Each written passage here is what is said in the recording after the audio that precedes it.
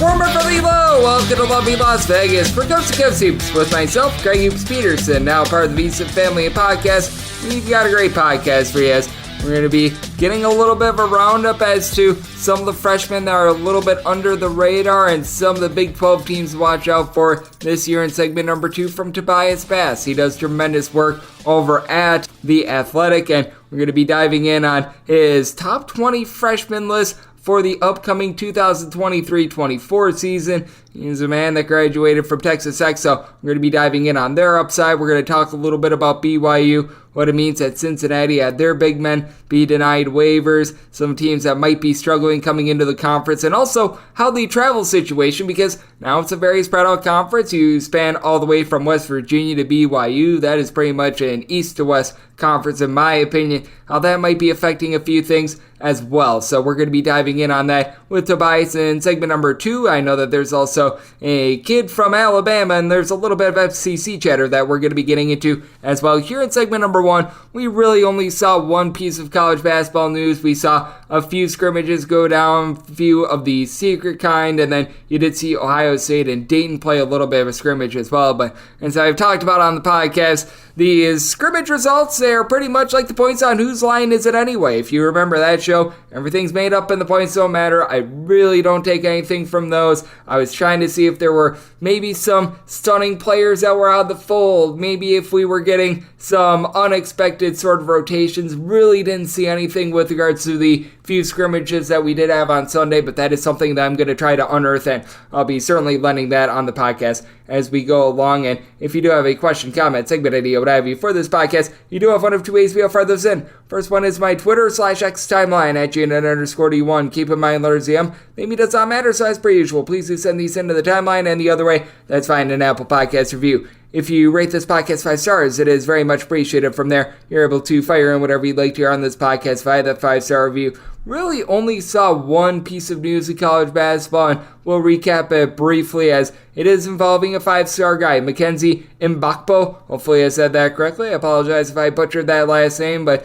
he was arrested early Sunday morning due to a Taco Bell incident. Now, I don't think that he's going to be kicked off the team or anything like that, because I did read the reports. He was booked at 3:16 a.m. He was out of there by about 6 o'clock a.m. It all stems to apparently rolled into like a Taco Bell parking lot around like 2:15 a.m. For those of you guys that know about late night Taco Bell, typically they close at 2 a.m. They were refusing to give him food. He was not happy about it, and he was refusing to leave. They told him that if he refused to leave, that they would call the police. So he was booked on criminal trespassing and resisting law enforcement.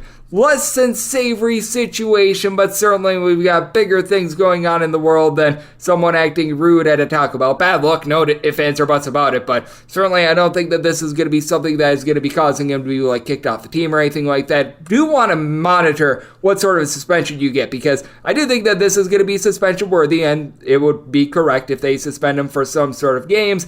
I don't think that this is anything to where he is not going to be suiting up for Indiana at some point this year, and when Indiana has their bigger games, I still think he's going to be out there on the floor. Bad look, no ifs, ands, or buts about it. Always be nice to those that work at retail, those that work at fast food. Hopefully I'm talking to some people that have worked at, I personally worked at a TJ Maxx for 5 years, and those are some pretty thankless jobs. Don't be mean to those sort of people. Like Mr. Mgbako, it seems, was a little bit less than savory to them on Sunday morning / very late Saturday night, but certainly I don't think it's going to be anything that causes Indiana to be missing him during like conference play or anything like that. So that's what we all saw in college basketball with regards to a news front on Sunday. Now, let's take a look at what we're getting in the Big 12 this year, and let's take a look at some freshmen that we should be paying attention to with Tobias Bass, who does tremendous work at The Athletic, and that comes up next right here on Coast to Coast with myself, Greg Hoops Peterson, now a part of the Big XII family podcast. Sports Betting Innovative Analytics has taken the guesswork and emotion out of sports betting to bring you an innovative and trustworthy resource to enhance your journey to becoming a winning player. With industry-leading money-back guarantee options backed by their sophisticated modeling, they want to introduce you to a system that's not widely seen or available to help you beat the bookmaker. Specializing in NBA, college basketball, and WNBA, your first week is always free. Get started at SBIA1.com today. And we're back to lovely Las Vegas for Coast to Coast Hoops with myself, Greg Hoops Peterson, now part of the Visa Family Podcast. It is always great to be joined by this man, Tobias Bass. He does absolutely tremendous work taking a look at the great game of college basketball. He's over there at The Athletic, taking a look at all things with regards to college basketball. And on top of that, I know he does a great job taking a look at the stars of tomorrow, taking a look at a lot of recruiting, a lot of scouting, and he's a man that is out there in Big 12 country. He's a Texas Tech alum and a man that you're able to follow on Twitter/X at Tobias_Bass, first and last name. And Tobias, always great to have you aboard. Thank you. No problem, man. Thanks for having me on. Thank you for joining me, Tobias. And Tobias, I know that you're very much locked and loaded for the upcoming season. And I know that recently you put out your list of top 20 freshmen. You certainly have a lot of the big guys on there that we all know and love, a lot of the guys that we are expecting to have a big year like Isaiah Collier over at USC. I like that you didn't put it in necessarily order of 1 through 20. You put it a little bit more or less, a little bit more free-flowing. But there are a few guys on that list that you feel like are a little bit under the radar that you think could be able to have a big year that maybe we're not talking about right now. Well, first one comes out to mind is Sam Walters from Alabama. I know there's been a lot of talk about the secret or not-so-secret scrimmages, but I was told this summer that he was been their most productive and skilled offensive freshman so far this summer. And today they scrimmaged TCU, and he had 29 points. I'm not going to run home with that, but that's impressive for a freshman to play against his first game against other Division I players, and he fires off with 29 points. I think he was 7 for 12 from 3. He's really underrated. I saw him play at the Wood 150 camp 2 years ago, and I was really impressed with him, and I've been following him ever since. So I think he's going to be a freshman for sure that has a good year. I do think that it's interesting as well that Alabama is dealing with a little bit of an injury to Mark Sears as well. And if Mark Sears is not 100%, do you think that that could lead to him seeing more minutes towards the beginning part of the season and a little bit more of a chance to be able to showcase himself right away? I think so.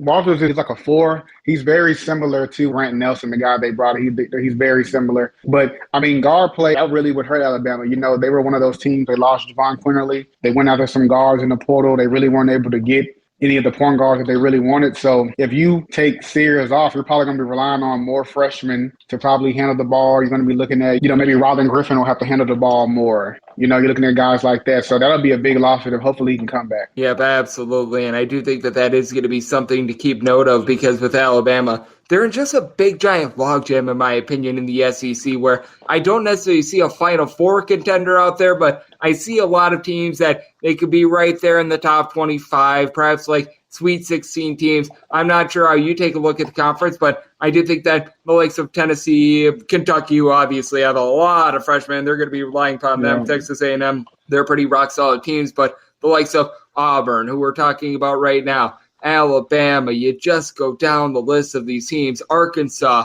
I think that there's a lot of teams that maybe aren't necessarily bona fide Final Four, Elite Eight sort of teams, but I think that they're very solid. And how someone like this plays, I think could be the difference between Alabama being in that logjam towards the bottom of it or being able to rise up to the top. Yeah, no, for sure. There's a lot of good teams in that. I really like A&M. I'm actually going to go watch them practice. If not this week, probably the week after. But I like their team. I think they brought back over 80% of their scoring, which is like top 5 in the country for Power 5. So they're loaded. They bring back a good part of their team, and that was the team that made it to the tournament a year ago. So I think they have a chance to win that league. When you bring back your starting backcourt and Wade Taylor, that really, really helps a lot. So I think they have a good chance to win that league. Yep, and we know that with Buzz Williams, his teams are always going to play very rock-solid defense as well. Tobias Bass, who does tremendous work over at The Athletic, is joining me on Coast to Coast Hoops, and the team that Alabama was playing in that scrimmage is TCU, and it's really interesting to TCU because they lose the heart and soul of that team and Mike Miles, and I think that that really needs to be emphasized because we saw TCU when he was out there on the floor. They looked like one of the better teams in all of college basketball. When he was off the floor, they didn't really look like an NCAA tournament team, and they bring back a lot of the ancillary pieces from that team, like Jacoby Coles, Emmanuel Miller, Chuck O'Bannon, Micah Peavy, guys like this, but they're really going to be relying upon someone like a Jameer Nelson Jr. to be able to take that leap up. And how do you see this team playing this year? Because while TCU brings back a lot of production from a season ago, I do have my question marks as to how the team is going to be able to absorb the blow of Mike Miles because he was one of the most integral parts of any team in all of college basketball last year, in my opinion. Yeah, I agree, man. I really like what they did in the portal. They have the number 3 transfer ranking according to 247 Sports, but I think they're going to help with that. Jamil Nelson Jr. is going to help. Travian Tennyson from Texas A&M Corpus Christi. You bring in Avery Anderson. These are guys that have played in the tournament. They've been super productive when they've been there, been productive for their own individual schools. You bring in a big Ernest Uday, former McDonald's All-American. Isam Mustafa from Coastal Carolina. So they did a really good job in the portal. They're older. All these guys, I think, are grad transfers except Ernest Uday. And some of these guys have even played in the Big 12. Avery Anderson has played in the Big 12. Ernest Uday has played in the Big 12. So I think they're going to be good. I don't think they were ranked in the AP's top 25. But I think they're going to be one of those teams when the year's over, they will be ranked. Yeah, but I think that there's going to be a whole bunch of teams that are ranked in the top 25 because I mentioned it at the top. You are a graduate of Texas Tech, and they're a team I think when it's all said and done, they might be ranked in the top 25 as well. I do think that there are a few teams that clearly they're going to be fighting it a little bit. Central Florida, we'll get into Cincinnati in a minute, and the fact that their big men did not receive waivers. But I take a look at a team like TCU, Kansas State, Baylor, Texas Tech, heck, BYU, Iowa State. These are all rock-solid teams. These are teams that they're really below that big two of Houston and Kansas, which I really think that they are the top two. And then I would probably slot in Texas right around that number 3 slot along with Baylor. But I take a look at that middle of the Big 12, those 5 through 7 to 8 teams. I think that once again, that is really going to be the meat of this conference and is once again going to keep the Big 12 as the top conference top to bottom in all of college basketball. Yeah, no, I agree. Like you said, this is the best conference in America. They have a ton of tournament teams. I think Tech has a good chance. I think where Tech will surprise teams that are deep. They can play 8 to 9 guys for sure. They don't have a star player, but they have 8 to 9 really good basketball players. I think someone fans to look out for is Daniel Williams from Nevada.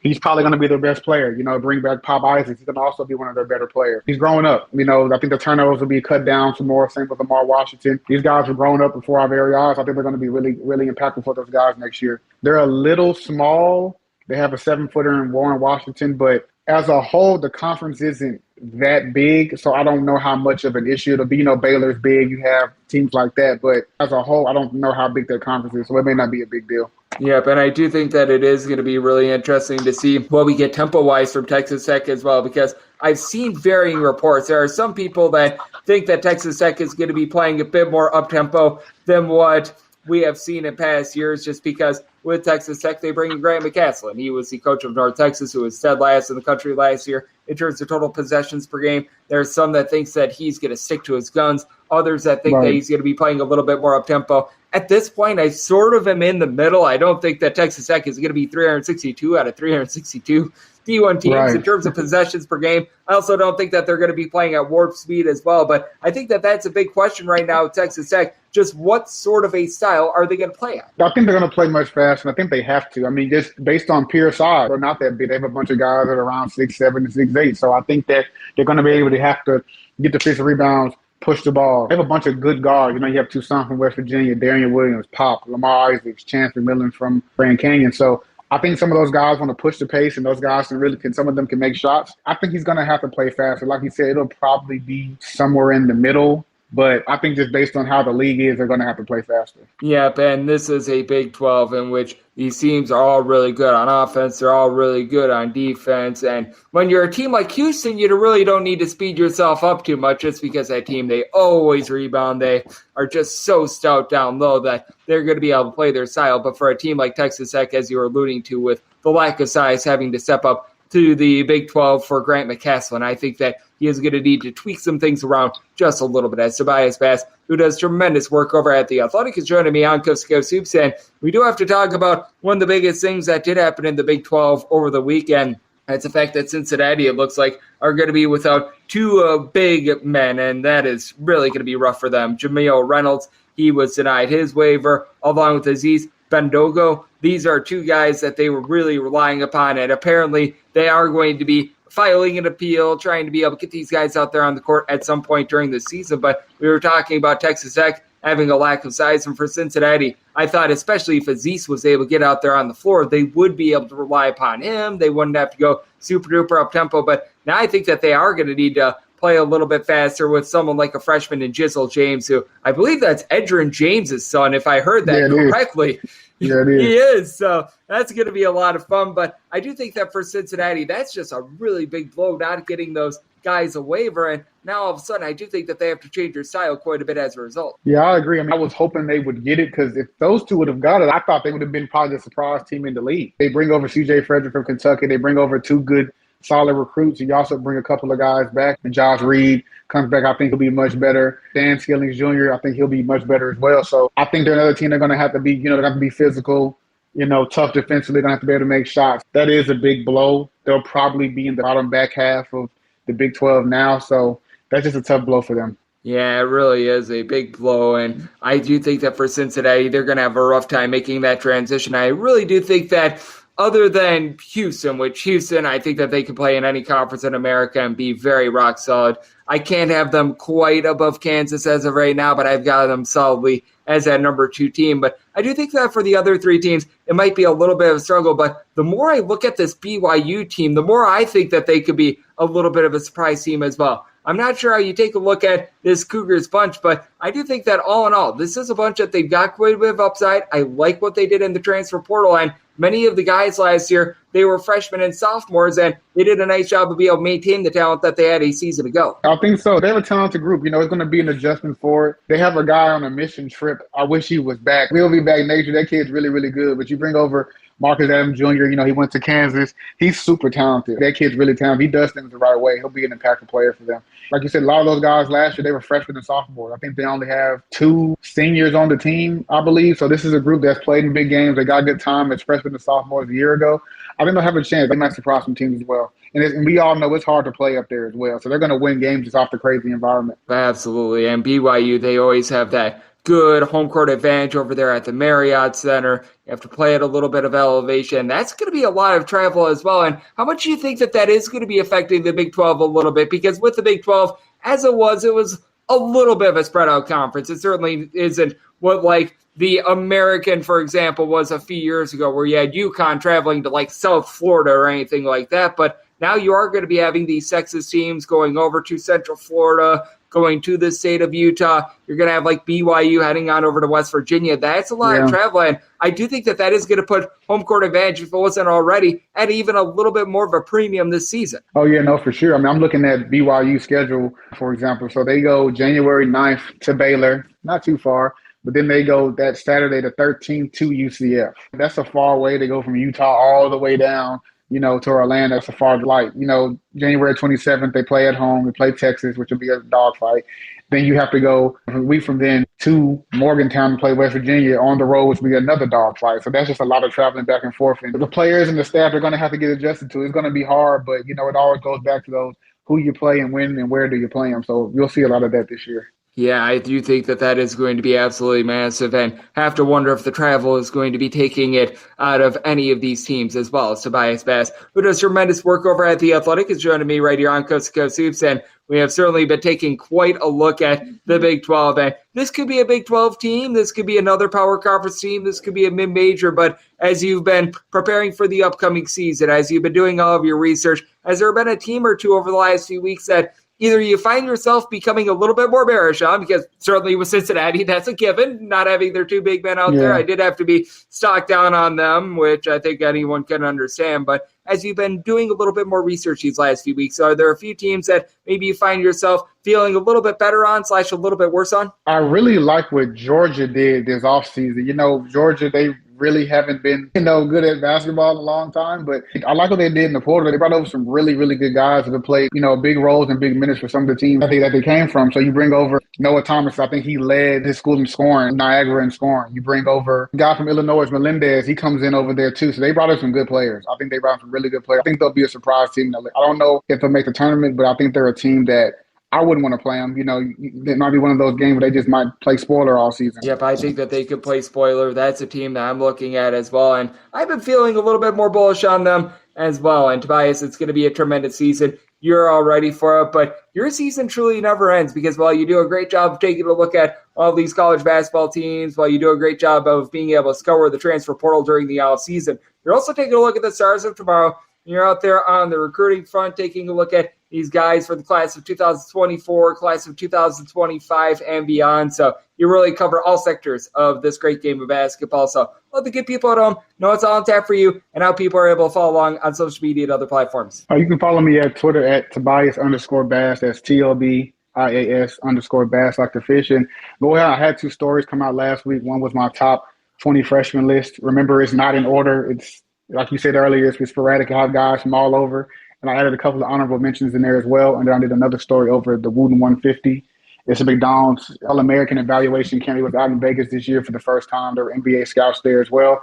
So I was able to cover that event and showcase the best 24, 25, and 2026 prospects that were there. Absolutely tremendous. And with Tobias, I know that he's taking a look at what we're going to be getting out of these future prospects. Certainly what is happening with a guy by the name of Cooper Flagg, that is something that you do want to be very mindful of. That is currently brewing if you're taking a look on social media, and all the rumors are floating out there. He is going to be a big fish for the class of perhaps 2024, class of 2025 and beyond. And Tobias, he does absolutely incredible work taking a look at this game of basketball. Big thanks to him for joining me on Coast to Coast Hoops, now part of the VSiN Family Podcast. And if you do like sharing from this fine podcast, Coast to Coast Hoops, you're able to subscribe wherever your podcasts, Apple Podcasts, Google Play, Spotify, Stitcher, and TuneIn. If you have a question, comment, segment idea, what have you for this podcast, you do have one of 2 ways we'll fire those in. First one is my Twitter/X timeline at GNet_D1. Keep in mind, letters EM, they mean does not matter. So as per usual, please do send these into the timeline. Other ways, find an Apple Podcast review. If you rate this podcast 5 stars, it is very much appreciated. From there, you're able to fire in whatever you'd like to hear on this podcast via that 5-star review. We have officially reached that point in which we are less than 2 weeks away from the start of the college basketball season. If you are on like Apple Podcasts, Google Play, list goes on, and you're looking for a specific conference preview, I have previewed all 32 conferences here in the final 2 weeks. I'm trying to get on as many great guests as possible to break down what we're all seeing coming into the season, possibly unearth some angles that maybe I wasn't thinking about to start out with, trying to be able to dig up a little bit of something with regards to these programs that maybe doesn't meet the eye to start out with, and obviously taking a look at injury information, take a look at who's going to be in/out of the fold opening night, so that way we can have an incredibly profitable and fun season. So I'm with you guys every single day on this podcast, and I'll catch you once again tomorrow. Thank you so much for tuning in.